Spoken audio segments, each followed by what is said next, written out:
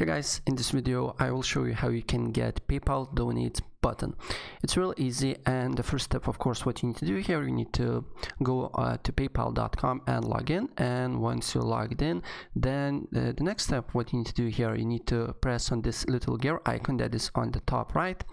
Then you will be redirected to another page, but as you can see here, now you have the option that says seller tools.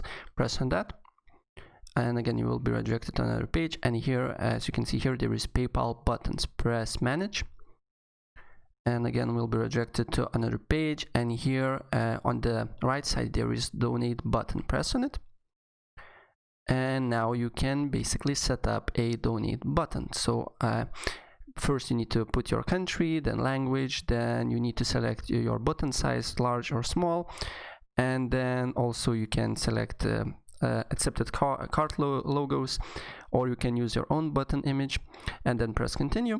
And then your purpose, you can put your purpose, and then for example I will put test, and let your donors choose specific programs for your donations, so you can also list the programs.